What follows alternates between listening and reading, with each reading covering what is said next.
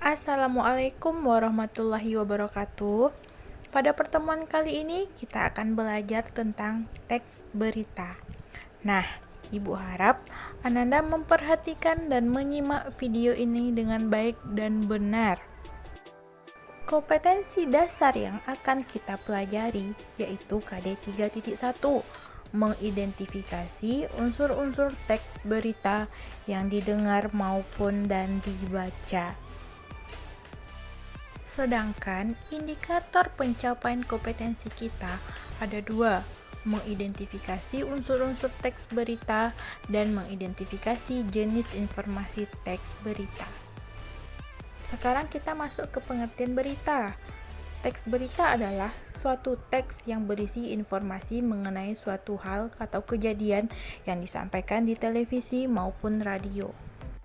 Suatu berita harus bersifat fakta atau hal yang benar terjadi. Yang kedua bersifat aktual, ketiga informatif, dan yang keempat objektif apa adanya. Sekarang kita masuk ke unsur teks berita. Unsur teks berita dikenal dengan 5W1H. Apa itu 5W1H? Ada what, where, when, who, why, dan how. Unsur yang pertama what, artinya apa? Apa permasalahan atau kejadian yang terdapat dalam berita? Nah, berarti itu berhubungan dengan peristiwa apa yang terjadi di dalam berita tersebut. Contohnya, telah terjadi sebuah kecelakaan hebat, sebuah mobil mewah menabrak pembatas jalan. Berarti peristiwa yang terjadi yaitu peristiwa kecelakaan. Unsur berita yang kedua yaitu where, di mana. Di mana peristiwa itu terjadi? Nah, berarti itu berhubungan dengan tempat lokasi kejadian peristiwa tersebut. Nah, contohnya seperti ini. Where, di mana? Di Jalan Tol Cipali, Jakarta.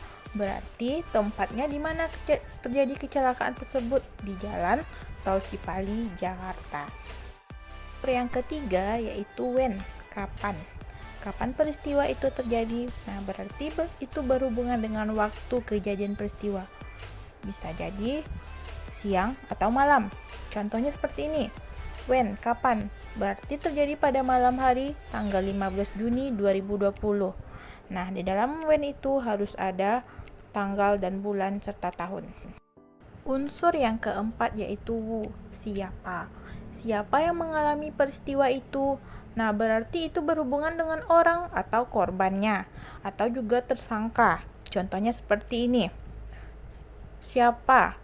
Mobil mewah itu dikemudikan oleh seorang bernama anak muda yang bernama Agus. Berarti siapa who-nya itu Agus. Unsur yang kelima yaitu why, mengapa. Mengapa peristiwa itu terjadi? Nah, itu berhubungan dengan penyebab dari peristiwa. Apa penyebabnya?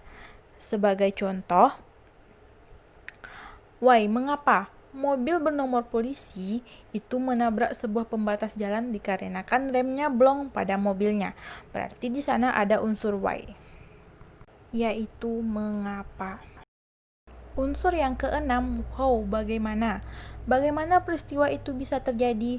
Nah, itu berhubungan dengan kronologis peristiwa atau juga berhubungan dengan bagaimana keadaan korban dan atau bagaimana keadaan tersangka.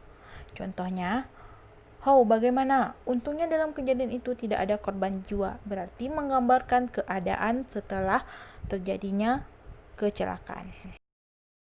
Unsur berita juga dapat kita singkat menjadi adik Simba. Apa, di mana, kapan, siapa, mengapa, dan bagaimana.